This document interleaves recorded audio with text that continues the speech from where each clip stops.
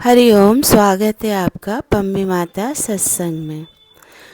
कुछ ऐसी करनी कर प्यारे, ये जन्म ना बारंबार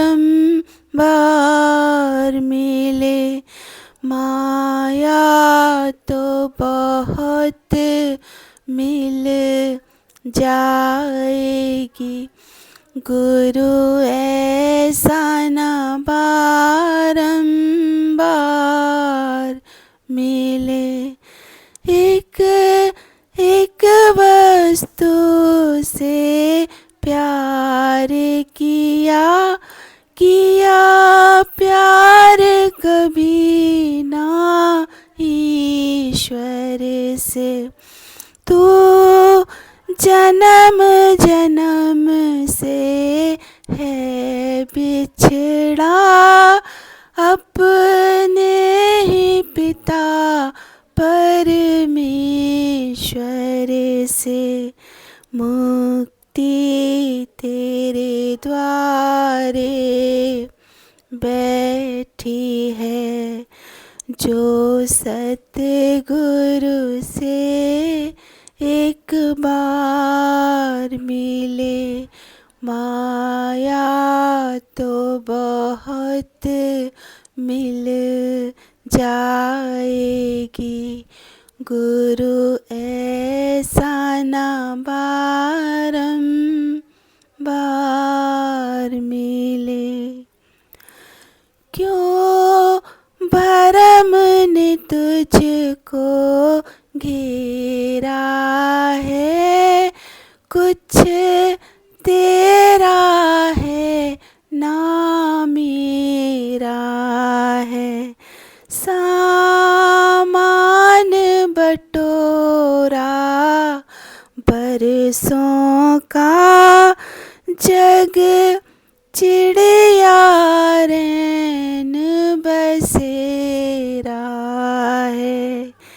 तेरा क्या है, तू क्यों सोच रहा, चाहे जीत मिले या हार मिले। माया तो बहुत मिल जाएगी, गुरु ऐसा ना बारंबार मिले। गुरु की करुणा अब तुझ पे हुई, जो साथ गुरु का पाया है।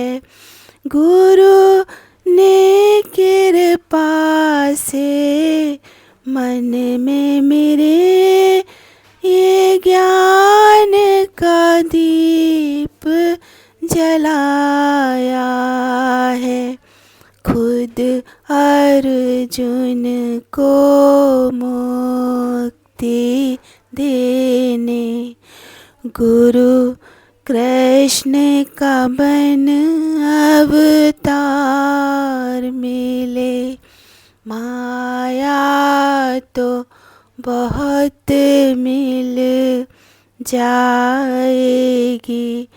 गुरु ऐसा ना बारंबार मिले। कुछ ऐसी करनी कर प्यारे, ये जन्म ना बारंबार मिले। ये जन्म ना बारंबार मिले। ये जन्म ना बारंबार मिले। ऐसी करनी कर जाएं कि ना ये जन्म अब बारंबार मिले। हर जन्म में वही स्त्री चोला, वही पुरुष चोला, वही पढ़ाई, वही लिखाई, वही चाचा, वही मामा, वही पिता, वही माँ, वही मैं, वही मेरे पति, मेरी पत्नी, मेरे बच्चे, मेरा घर, मेरी गृहस्थी, मेरा पैसा, सामान बटोरा बरसों का, भर भर के सामान गृहस्थी बना ली, एक नहीं दो दो बना दी, चार चार बना दी। लेकिन इस माया से पार कब पाएगा मनुष्य? इसलिए ऐसी करनी कर चलें कि ये जन्म बारंबार ना मिले। तो ऐसी करनी वही करके जाता है जिसको गुरु मिल जाता है, और फिर गुरु से सारा का सारा माया का पर्दा फाश हो जाता है। कौन सी माया? यही संसार जगत की माया, जहाँ भ्रम हमको घेरे रहते हैं, ये मेरा, ये मेरा, ये मेरा, लेकिन कुछ मेरा नहीं है, ना कुछ तेरा, ना कुछ मेरा। क्यों भ्रम ने तुझको है घेरा? कुछ भी तेरा नहीं है, कुछ भी मेरा नहीं है, बस भ्रम ने घेरा है। जिस दिन आखिरी सांस निकली शरीर से, सारे तेरे वाले भी यहीं छूट जाएंगे और सारे मेरे वाले भी यहीं छूट जाएंगे। जीवंत में उड़ता हंसा अकेला चला जाएगा, कोई इसके साथ नहीं होगा। चिता के ऊपर रख दिया जाएगा, अकेला जलेगा तू। धू धू धू करके काया जल गई, कंचन जैसी कोई ना आया पास रे। धू धू करके जल जाएगा, ना तेरे वाले पास आएंगे ना, और तू भी मेरे वालों के पास उठ के नहीं भाग के जा पाएगा। बचा लो मुझे, तब नहीं कोई तुझे बचा पाएगा। तो इस मनुष्य जन्म की कदर करें, कदर करें, कदर करें, और इस मनुष्य जन्म को सार्थक करके जाएं। कम से कम वो लोग तो ज़रूर जाएं जिन्होंने इतना, जिनको गुरु सालिम मिला, आत्मज्ञान मिला, ब्रह्म ज्ञान मिला, और वो अगर इस संसार में मेरा मेरा करते जाएंगे तो अगले जन्म में कौन उनका रखवाला बनेगा, ये तो फिर अगले जन्म की कोई नहीं जानता है। तो ऐसे करनी कर चलें कि ये जन्म बारंबार ना मिले, ना मिले, ना मिले। इसी जन्म में सारा का सारा अपना खाता ख़त्म कर दें। भगवान, इसी जन्म में मेरा सारा जन्मों का खाता ख़त्म कर देना। मेरे दुख, मेरे सुख, मेरी ज़िंदगी में ऐशो आराम, मेरी ज़िंदगी में बद से बदतर गरीबी के दिन, परेशानियों के दिन, सब तुम मुझे इसी जन्म में दे देना भगवान। अगला जन्म मत देना, अगला जन्म मत देना। कुछ भी हो जाए पर मुझे अगला जन्म नहीं चाहिए। तो बिल्कुल भी नहीं लेना है अगला जन्म। थोड़ी आवाज़ें आ रही होंगी, प्लीज़ इग्नोर कीजिएगा। तो योग चल रहा था, और इस योग में भी देखो हम यही सुन रहे हैं कि संसार की किसी भी वस्तु का, किसी भी विषय की प्राप्ति का नाम योग नहीं है। चाहे कुछ भी मिल जाए, योग जहाँ लगा के बैठोगे वो सब चीज़ें छूटनी है। एक भी चीज़ हो जो हम साथ ले जाएं, बोलो। हाँ, धन हो जिसे हम साथ ले जाएं, मान हो जिसे हम साथ ले जाएं, हम सिद्धियां प्राप्त कर लें, हम शंकर की सिद्धि प्राप्त कर लें, हम वरुण देवता की सिद्धि प्राप्त कर लें, हम अग्नि देवता की सिद्धि प्राप्त कर लें, हम इस समस्त भूमंडल के बिल्कुल बन जाए, करता धरता बन जाए, पूरी पृथ्वी पर हम राज्य करें, हमारा नाम हो। भारत कोई राजा थे भरत वंश के, हम भरत, तो उनके नाम पर भारत नाम रख दिया गया। कहाँ चले गए वो? जब बंटवारे नहीं थे, जब ज़मीनें नहीं बटी थी, जब देश नहीं था, पूरी पृथ्वी एक थी, तब भी तो कोई था ना इसका मालिक। कहाँ चले गए सब? नाम रख दिए गए, लेकिन नाम रखने वाले इस दुनिया से चले गए। तो किसी भी चीज़ का मिलने का नाम योग नहीं है। सच्चा योग वही है जो आप इस मनुष्य शरीर में रहते हुए गुरु के ज्ञान से अपने को परमात्मा से जोड़ते चलें, कि आपके और परमात्मा के बीच में कोई नहीं है। ज्ञान भी गुरु का फिर पीछे, क्योंकि वो ज्ञान तो काम कर रहा है आपको उस परमात्मा से मिलाने के लिए। गुरु का ज्ञान भी पीछे, आप उसके आगे, यानी कि गुरु का ज्ञान आपके आगे, और उस ज्ञान से परमात्मा से योग मिला के एक करते चलें।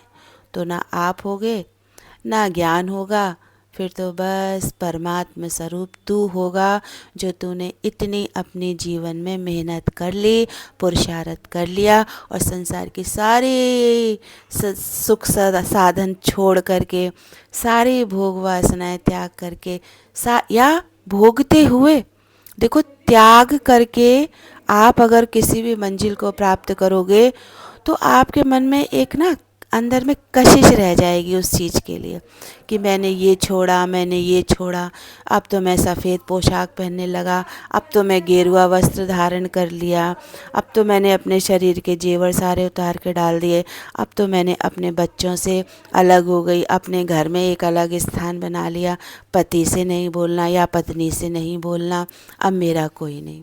तो आपके मन में ये भावना घर करके बैठ जाएगी।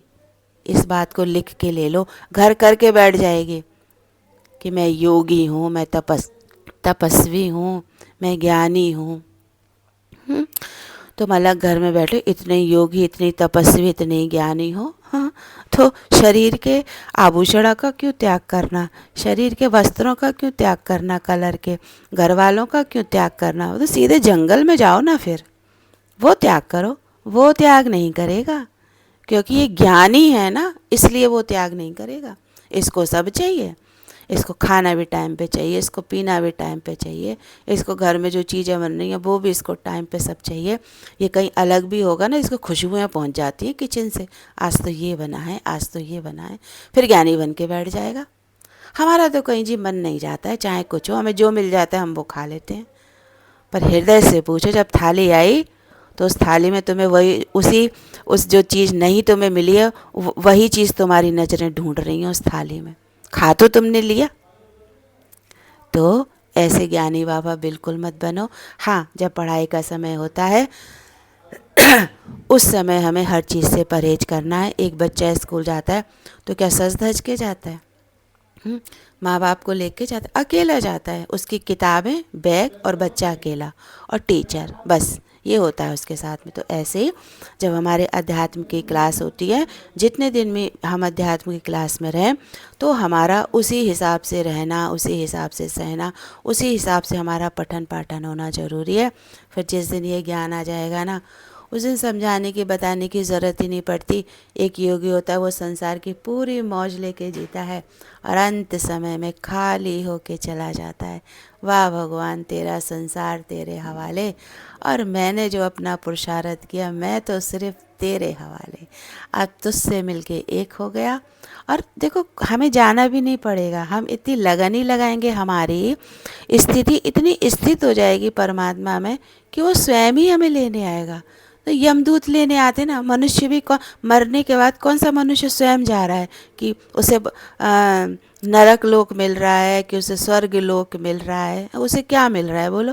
एक मनुष्य मरने के बाद भी उसमें इतनी ताकत नहीं है कि वो यमलोक भी चला जाए, वो नरक लोक भी चला जाए। उसके लिए भी उसे यमदूतों का सहारा लेना पड़ता है। यमदूत आते हैं उसको लेने के लिए। तो जब संसार में भी तुम्हें 4 लोगों की ज़रूरत है चलने के लिए, मरने के बाद भी तुम्हें 4 चाहिए। 4 लोग चाहिए जलाने के लिए, तुम्हारे साथ चलने के लिए शमशान में। और जब तुम मर जाओ, उसके बाद तुम जीव आत्मा इतना ढीठ है ना कि जाने को तैयार ही नहीं होता है। उस अपनी जली हुई बॉडी को छोड़ के अलग खड़ा हो जाएगा, लेकिन ये तब भी जाने को तैयार नहीं होता है। इतना संसार का और मेरे वालों का मोह इसको पक्का होता है ना। फिर क्या करें, शरीर में से तुम्हें निकालने के लिए भी यमदूत आते हैं, और जब तुम वहाँ चले जाते हो, खड़े रहते हो, फिर देखता है तमाशा, शरीर जल गया, मेरे वाले भी चले गए, अब अकेला खड़ा रहता है। क्या करेगा? फिर जाता है, फिर उसकी जहाँ उसकी जीवन भर की करनी उसको ले जाए, उसे वहाँ जाना ही पड़ेगा। नरक लोक है तो नरक लोक में जाएगा, पितृलोक है तो पितृलोक में जाएगा, गौलोक है तो गौलोक में जाएगा, बैकुंठ लोक है तो बैकुंठ लोक में जाएगा। कितने 24 प्रकार के हमारे यहाँ लोक बताए गए हैं, 24 या 27 पता नहीं, और भी ज़्यादा हो सकते हैं। सब लोकों में जाएगा। और अगर किसी लोक में नहीं गया तो भूत पिशाच और राक्षस बन के यहीं रहेगा। वायुमंडली में घूमता रहेगा, कहीं नहीं जाएगा। अपने घर के सामने पेड़ पे बैठा रहेगा, अपने घर के सामने पार्क में बैठा रहेगा, अपने घर में कहीं छुप के बैठ जाएगा, तो फिर कहीं नहीं जाएगा, अधोगति में जाएगा। तो बचें, इसलिए कुछ ऐसी करनी कर प्यारे, ये जन्म न बारंबार मिले, माया तो बहुत मिल जाएगी, गुरु ऐसा ना बारंबार मिले। जो ऐसे खोल खोल के बताए, करुणा करे हम पर कि आए हो इस दुनिया में तो इस मनुष्य शरीर का यूज़ कर लो। तुम लाख इस बॉडी को चमकाते हो, तुम योगा करते हो, तुम प्राणायाम करते हो, तुम इतने शरीर की देखभाल करते हो, ये लगाना वो लगाना, मालिश करना। सच पूछो चाहे जितना कर लो, इसको जिस दिन श्वास निकलनी है उसी दिन, उसी घड़ी, उसी पल निकलेगी। तुम प्राणायाम कर रहे होगे ना, उसी समय तुम्हारे प्राण छोड़ के चले जाएंगे। कर लो प्राणायाम, कितना करोगे।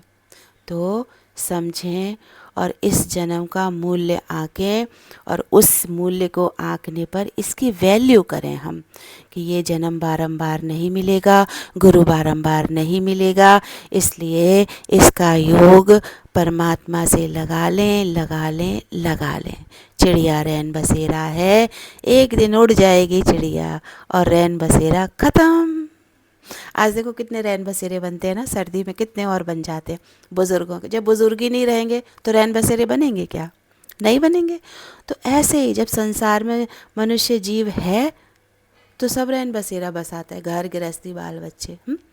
और जब जन्म जन्मों का खाता ख़त्म कर लेंगे, सोचो ऊब नहीं आती? कभी सोचो, सोच के देखो, हर जन्म में स्त्री चोला धारण करेगा, हर जन्म में पुरुष चोला धारण करेगा, हर जन्म में वही माँ, वही बाप, वही भाई, वही बहन, वही नानी, वही चाची, वही दादी, वही बाबा, वही नाना प्रकार के रिश्तेदार, अड़ोसी पड़ोसी, सहेलियाँ या फ्रेंड्स।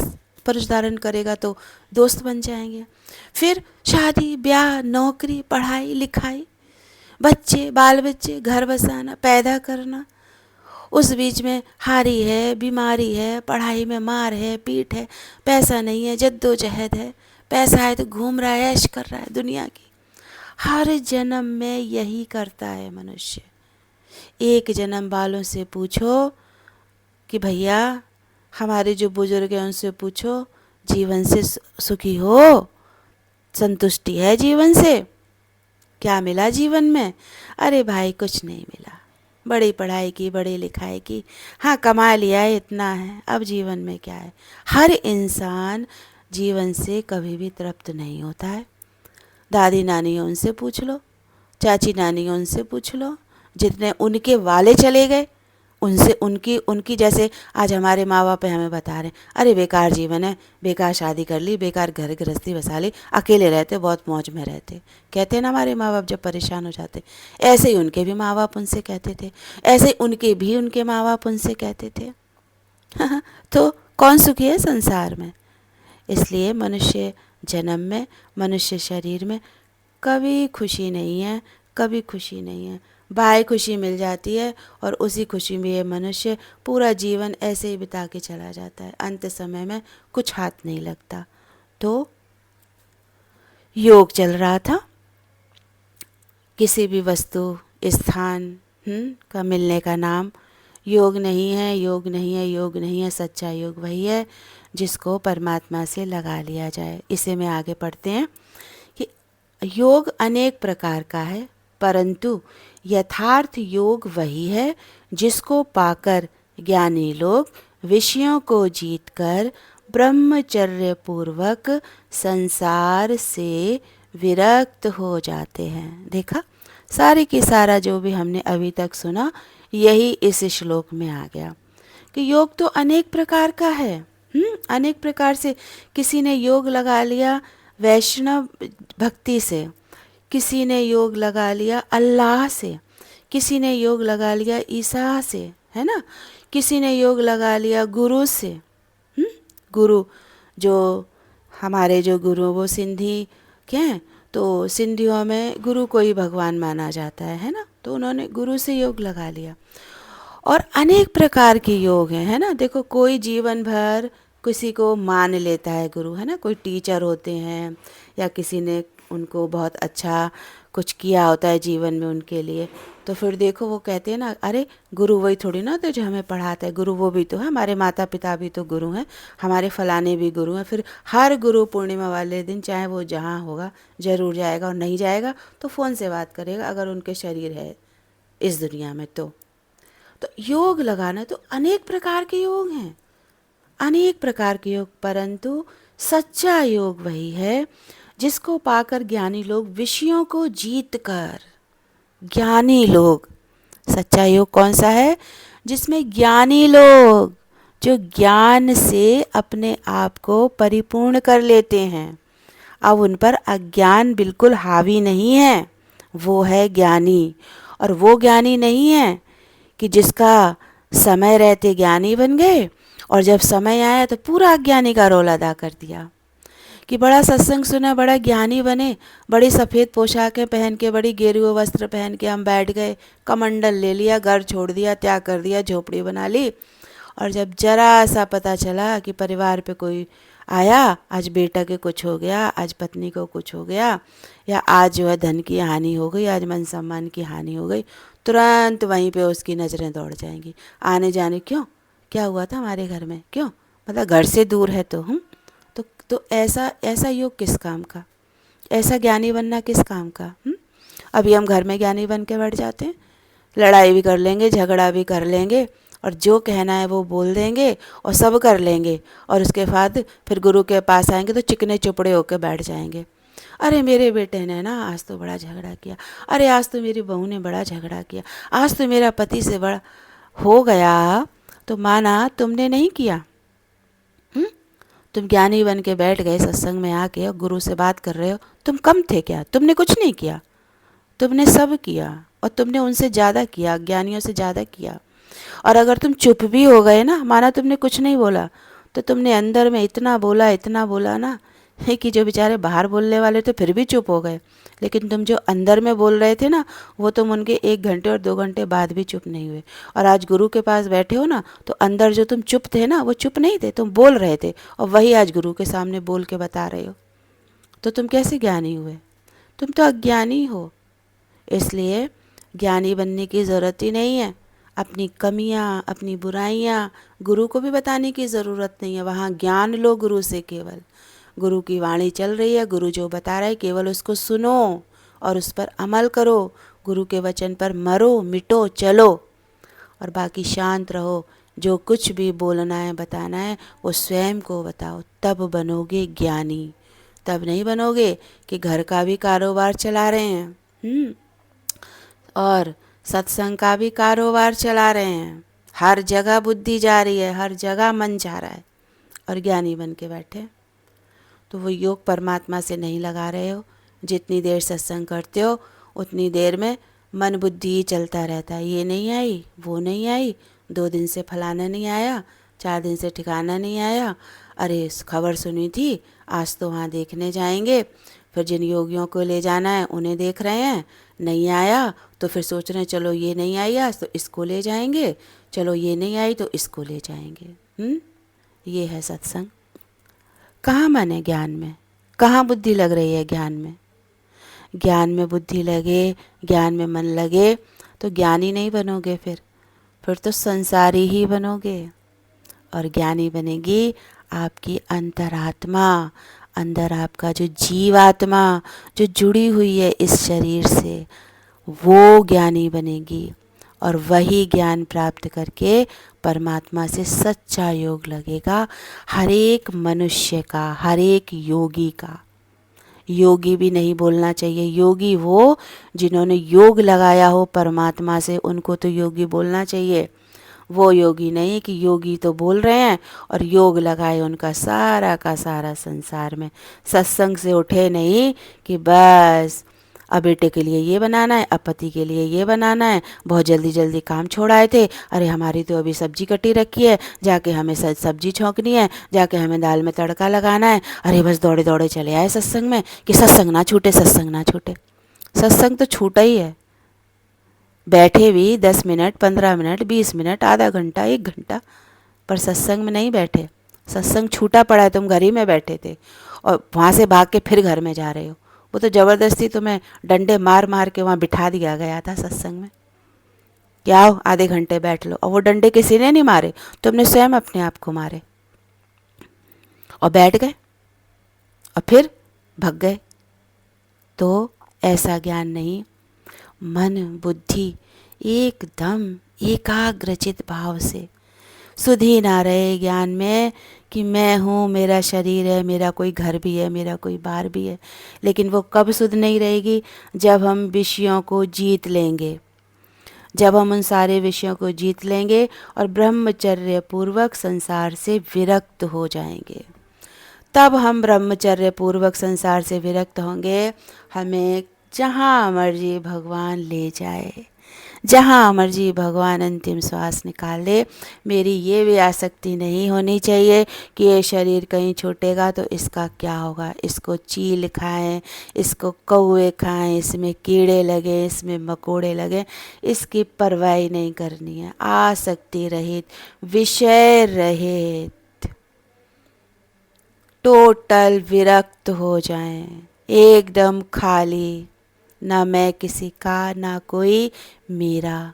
योग ज्ञान से, ज्ञान क्या है? ज्ञान एक अग्नि है, देखते हो ना, ऊपर प्लेन जाते हैं, प्लेन में कितनी प्योर क्वालिटी का डाला जाता है ईंधन, है ना। ये ईंधन नहीं डलते हैं जो हमारी बाइक, कार और इसमें डलते हैं, स्कूटियों में एकदम प्योर क्वालिटी का ईंधन होता है, तब वो हवा में उड़ने के लायक बनता है जहाज। सोचो एक जहाज की इतनी वैल्यू है।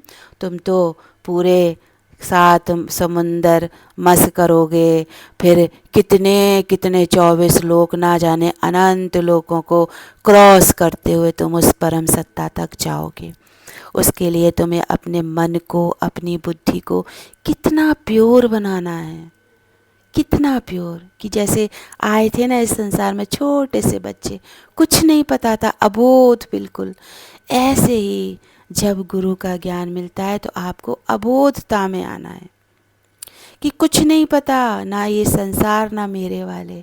एक लिंक, बच्चे को क्या, टाइम पर दूध मिल जाए बस, पोटी शूशू वो तो शरीर की क्रियाएं जब होनी है हो जाएगी, लेकिन उसका एक उद्देश्य ही रहता है, बस उसे भोजन मिल जाए। ऐसे ही हमारे जीवन का उद्देश्य होना चाहिए कि बस ज्ञान से हमारा योग केवल परमात्मा से लगे, केवल परमात्मा से लगे। भूख होनी चाहिए इस चीज़ की, तड़प होनी चाहिए इस चीज़ की कि परमात्मा से योग मेरा छूटा कैसे, छूटा कैसे। एक लड़की है, देखो उसकी शादी नहीं हुई है, और जब शादी तय हो जाती है तो है तो वो मायके में, पर कैसे उसके मन में बैठ जाती है ये बात, बुद्धि में बैठ जाती है, अरे अब तो मैं किसी और के घर की हूँ, अब तो मेरा पति है, अब तो मेरी ससुराल है। उसके पति के अलावा कभी उसे कोई ऐसे छूने की कोशिश करे तो उसके मन में तुरंत भाव आ गया, नहीं नहीं मेरी तो शादी होने वाली है, मेरा तो पति है। तो कैसे उसको केवल उससे नाम जोड़ दिया गया, उसे पता चल गया, यानी कि योग केवल मिला दिया गया कि अब तुम्हारा वहीं शादी होगी। अब वो अभी मायके में, अभी शादी भी नहीं हुई है, पर फिर भी उसके मन में और उसकी बुद्धि में बात घर कर गई, बैठ गई, और उसमें अपना वही घर की और वही गृहस्थी की भावना एकदम से पैदा हो गई। अब वो मायके में रहते हुए भी मायके वालों की नहीं है, जबकि अभी शादी नहीं हुई, अब वो ससुराल वालों की ही हो गई, क्योंकि सरेंडर कर दिया उसने वहाँ पर अपने आप को, योग वहाँ पे जोड़ लिया। एक स्त्री है, गर्भ में बच्चा आया, भले वो बच्चा ना बचा गर्भ में, भले वो 9 महीने के बाद भी पैदा होकर कर किसी कारणवश नहीं बच पाया, चला गया, मृत्यु हो गई उसकी, फिर कोई कहे अरे भाई तुम तो बच्चे हैं नहीं, तुम क्या जानो, कहेगी नहीं नहीं बच्चे नहीं है तो क्या हुआ, मेरे गर्भ में तो बच्चा था, किसी कारणवश 2 महीने का होके गर्भ में ही मर गया, 4 महीना का होके गर्भ में मर गया, एबॉर्शन करके निकालना पड़ा, या पैदा होके मर गया। पर ये नहीं वो कभी बोल सकती कि मैं माँ नहीं बनी थी, नहीं मैं माँ बनी थी। तो एहसास होता है ये, मैं पने का, मेरे पने का, जो एहसास संसार में मेरे और मैं पने का होता है, वही एहसास, वही अनुभूति जब परमात्मा से योग जोड़ लेता है योगी, तो उसको उस परमात्मा पने का हो जाता है। फिर वो बॉडी नहीं रहता, फिर वो शरीर नहीं रहता, फिर वो किसी कुल का नहीं रहता, फिर वो किसी खानदान का नहीं रहता, फिर वो ना गोरा है, ना काला है, ना मोटा है, ना पतला है, ना चोर है, ना चांडाल है, ना वैश्या है, ना साधु है, फिर वो कुछ नहीं है। सारी की सारी आसक्ति, सारे के सारे विषय उसके खत्म हो जाते हैं और हमेशा परमात्मपने की अनुभूति में मस्त रहता है, अपना जीवन जीता है। और अनुभूति जब परमात्मपने की हो जाती है ना, तो सच पूछो उसके पंख नहीं होते हैं, पर वो आसमान में उड़ता है।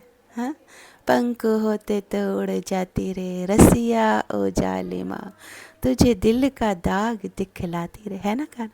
ऐसे ही की होगी कि पंख लग जाते और वो उड़ता है और वो दाग नहीं दिखाता। वो 24 घंटे सोते जागते उठते बैठते खाते पीते नित्य निरंतर उस परमात्मा से योग लगा के बैठता है। और जो नित्य निरंतर परमात्मा से योग लगा के बैठा है, जब उसका शरीर शांत होगा और जब वो जीव इस शरीर को छोड़ेगा, तो किसकी गोद में होगा, किसके आंचल में होगा? उसी परम पिता परमात्मा के आंचल में। तो बस सारे विषयों से हम जीत हासिल करेंगे इस संसार के और ब्रह्मचर्य पूर्वक संसार से विरक्त हो जाएंगे। तो आज की वाणी में यहीं पे विराम कर देती हूँ आज की वाणी को। हाँ, प्लीज़ मेरे चैनल को शेयर लाइक कीजिएगा और सब्सक्राइब ज़रूर कीजिएगा। आप अपना ध्यान रखिएगा और हाँ, जो भी ये सत्संग सुन रहा हो, सच में थोड़ा सा भी अपने जीवन पर आप गौर करिएगा और अपने जितना जीवन आपका बीत गया है उस पे गौर कीजिएगा। और अगर आपको आज की इस भगवान की वाणी में अगर एक बात भी आपके मन को छू गई हो, अगर एक बात भी आपके मन में बैठ गई हो, तो बस ये सोच लेना कि बस अब परमात्मा से मिलन दूर नहीं है, अब परमात्मा मेरे नज़दीक हाजिरा हजूर है। और इसको और हाजिरा हजूर कैसे बनाना है, बस रोज़ के सत्संग में यही उद्देश्य कि परमात्मा से मिलके एक कैसे होते हैं, परमात्मा से योग कैसे लगता है। तो फिर आप सब अपना ध्यान रखिएगा, मिलते हैं आपसे नेक्स्ट ब्लॉग में। प्लीज़ मेरे चैनल को सब्सक्राइब ज़रूर कीजिएगा। बाय बाय, अपना ध्यान रखिएगा।